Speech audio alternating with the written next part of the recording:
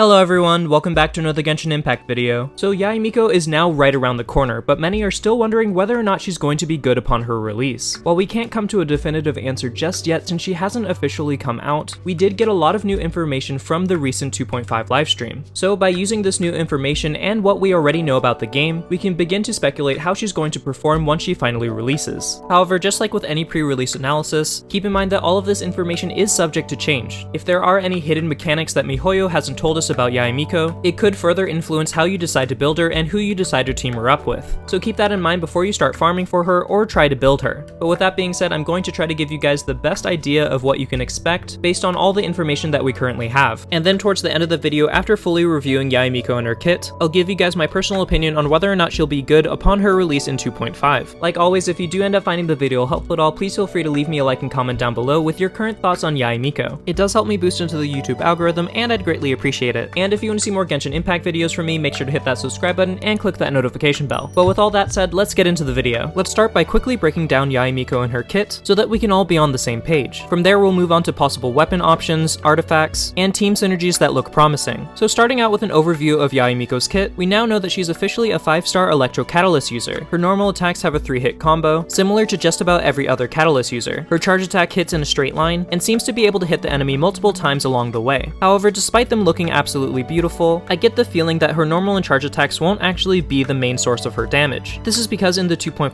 livestream, they seem to put a heavy emphasis on her skill and burst. In fact, the grand majority of Yae Miko's kit seems to be focused around her elemental skill. Yae Miko's elemental skill essentially allows her to drop turrets. She's able to place 3 turrets at one time, and each turret seems to be able to attack enemies within a certain range. It seems like these turrets will auto-target onto the nearest enemy, and will allow you to deal consistent electro damage off-field. The closest thing that we have to this currently is probably Fischl's elemental skill. However, Yae's skill seems to be a lot more flexible, since you can place these turrets wherever you'd like, and you can have up to 3 at one time. This essentially gives you a little bit more flexibility, and allows you to cover a wider area of effect. So kind of like how Shinha is the 5-star version of Rosaria, and Kokomi is the 5-star version of Barbara, it's looking like Yae Miko is going to be the 5-star equivalent of Fischl, meaning that while they are their own characters in their own right, and while there might still be a few niche situations where you might prefer Fischl, Yae Miko is probably going to be the stronger option all around. Another important note about Yae Miko's skill is that in the livestream they did mention that it does scale off of elemental mastery, meaning that for every point of elemental mastery that you have, it should increase the total damage from her elemental skill. Now, while it's still a little bit too early to tell whether or not you want to have an EM Sand or an EM Goblet or anything like that, I think that it's still important to keep in mind while building her, and at the very least you're going to want some EM substats. Okay, and moving on to Yae Miko's elemental burst, it looks like Yae Miko summons a giant fox which turns into a giant lightning bolt. This lightning bolt will hit all enemies within range, dealing electro damage. However, if you already have your elemental skills out on the field, her elemental burst will consume all of the turrets on the field and convert them into additional lightning strikes, meaning if you have all 3 of her turrets out on the field before using her elemental burst, that instead of getting 1 instance of electro damage, you'll actually get 4. And on top of this, the 2.5 livestream also mentioned that when these turrets are consumed by the burst, it will simultaneously reset her skill cooldowns, allowing for combos such as laying down 3 skills, using your elemental burst, and then immediately following up with 3 more elemental skills. And honestly, this seems kinda huge because it means that you can start funneling energy back into Yae Miko the second that she casts her burst. So hopefully if you have a decent amount of energy recharge on her, you can continue the cycle, so on and so forth. After looking at Yae Miko's kit, I think that she could be a main damage dealer if you really wanted her to be, but I feel as though her kit is actually screaming that she's a sub DPS. Personally, I think that Yae Miko is going to shine the most on quick swap teams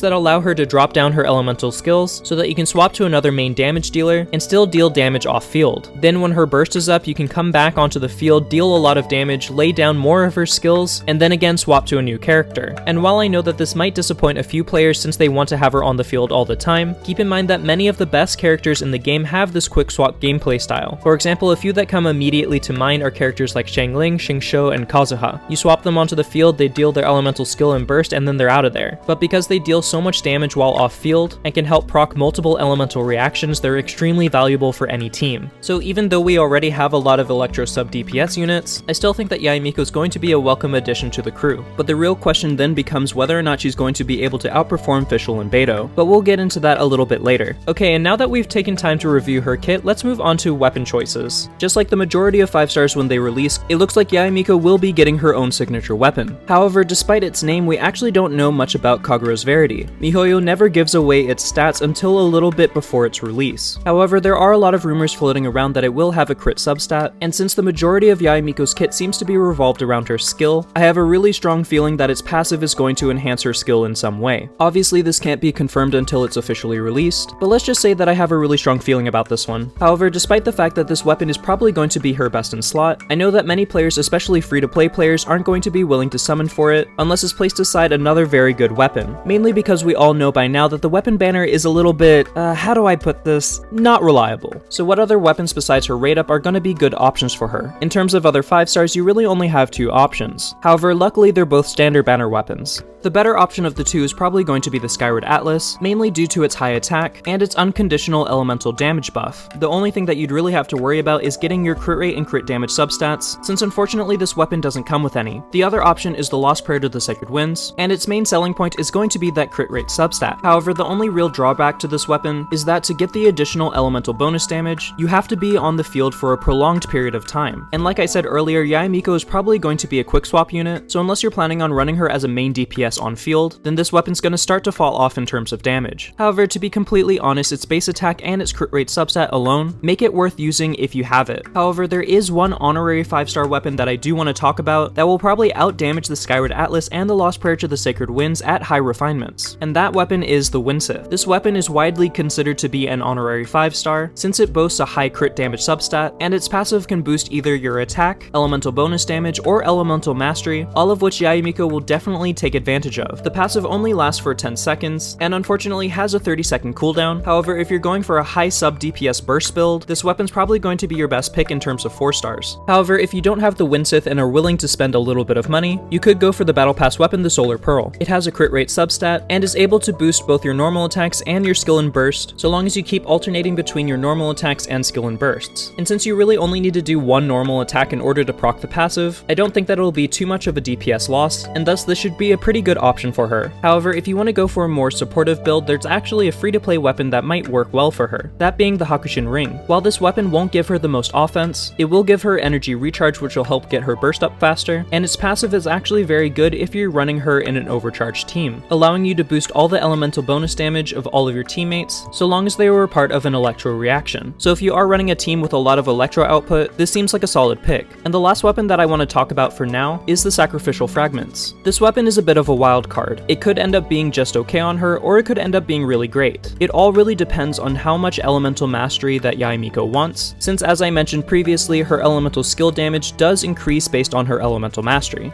The passive isn't as important on Yae Miko since she can already reset her cooldowns with her burst, but at least if you do mess up where you place your turret, or an enemy moves outside of its radius, then you can quickly place down a new one with the cooldown reset. But like I said, a lot of the viability of this weapon is going to be directly related to her EM buff, so we'll just have to wait and see. Moving on, let's go ahead and talk about her possible artifacts. If you're going for a pure damage dealing build, her best options are probably going to be a 2-piece Thundering Fury and a 2-piece Shimenawa or Gladiator, or if you're running an electro-charged team, you could go for a full 4-piece Thunder Soother set. Also, depending on how viable an elemental mastery build will be on her, a full 4-piece Thundering Fury set might actually be pretty good on her, since it does increase your electro reaction damage by 40%, making her the only character besides Lisa that can actually take advantage of the full 4-piece set. But again, we have to see how viable an EM build will be on her upon her release. And in the same line, if elemental mastery ends up being key to her build, you could go with a 2-piece Thundering Fury, 2-piece Wanderer's Troop, to get both the 15% extra electro bonus damage and a flat 80 elemental mastery.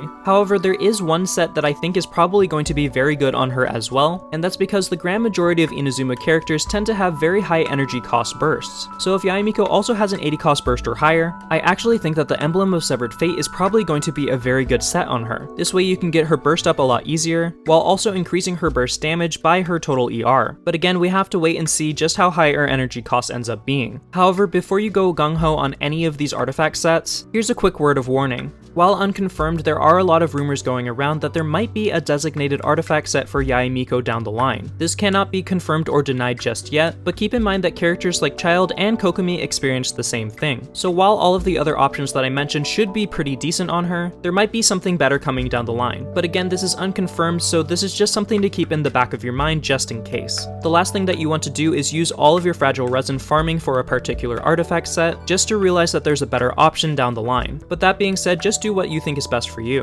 Alright, and now that we've gone over weapon and artifacts, let's talk about possible teammates. First and foremost, let's talk about the elephant in the room, the Raiden Shogun. Something in my gut tells me that the Raiden Shogun is going to be Yae Miko's absolute best teammate, especially if she ends up having a high cost burst. This is because the Raiden Shogun can act as an energy battery for Yae Miko, and in return Yae Miko can add resolve stacks to the Raiden Shogun. So hopefully, as long as team rotations isn't an issue, I think that these two in a dual burst team is going to be pretty lethal. However, besides the Raiden Shogun, I do think that Kazuha is going to be one of her best damage amplifiers, since he'll be able to increase her electro bonus damage, while also grouping together enemies so that she can cast her burst and hit all enemies at once. On top of this, if you do have a C2 Kazuha, you can give her an additional 200 elemental mastery so long as Yae Miko is within his burst. And since we know she scales off of elemental mastery, this should increase her total damage output. Other good Anemo supports are probably going to be Sucrose, since she can also increase elemental mastery and provide decent crowd control, and if you equip Sucrose with the Hakushin ring, then she can also contribute to your overall elemental bonus damage. And I also think that Jean and Sayu are going to be decent options for Yae Miko as well, since they can provide elemental shred while also providing healing. Something also tells me that electrocharge teams are probably going to be the way to go with Yae Miko, so characters like Kokomi, Mona, and Shingsho are all going to be very good off-field damage options. However, if I were to only pick one out of these three, I'd probably pick Kokomi, since she functions both as an off-field hydro enabler as well as a healer. And as far as electro goes, I think that Kujo-Sara is going to be an excellent option, especially if you have her at C6, which gives you an additional 60% electro crit damage. But even without C6, her attack boost is still going to be pretty nice for Yae Miko. Both Fischl and Beto might also be good options for a taser team, but might also end up being a little bit redundant, since Yae Miko seems to fill the same role. There may be a few other options that I may have missed, but I think that the characters that I listed are probably going to be her best options upon her release. Alright, and that brings us to the final section of the video. Is she actually going to be good when she comes out? Personally, after reviewing her and her kit, I actually think that Yae Miko is going to be a pretty decent option. I'm not sure if she's going to be absolutely busted or game-changing by any means, but I am getting the feeling that she is going to be a top-tier sub DPS. There are a lot of people saying that Yae Miko isn't going to be good strictly because she's Electro, or because MiHoYo decided to give her Elemental Mastery scaling, but something to keep in mind is that MiHoYo tends to make Electro characters good despite their element. Despite not having access to elemental reactions like Vaporize and Melt, since Yae Miko is a 5-star, I think that she's going to have pretty high damage scaling, and besides characters like Ganyu and Hu Tao, off-field burst damage DPS units tend to be extremely valuable and useful. Fischl has been and still is one of the best sub DPS units in the game, and it's looking like Yae Miko is going to be the 5-star version of her. This alone means that Yae Miko is going to be good, if not great. However, that being said, I do think that Yae Miko isn't going to be as valuable if you don't have the Raiden Shogun as well. Something tells me that these two are going to have insane synergy with each other, and she might not feel complete without Raiden. So if you're a newer player or you missed out on Raiden Shogun, I'd probably actually recommend Raiden over her, especially since Raiden seems like she's going to be the more flexible between the two. Also keep in mind that if you are a newer player, that you're going to have to beat the grand majority of all the storylines in Genshin Impact in order to level her up past level 40 or 50. This is because her level ascension boss drop is all the way in Enkanomiya, so I think that Yae Miko is much better for endgame players, and I actually think that newer players might want to skip her unless they're willing to bench her for a long period of time. So to summarize, I do think that Yae Miko is actually going to be a pretty good pickup.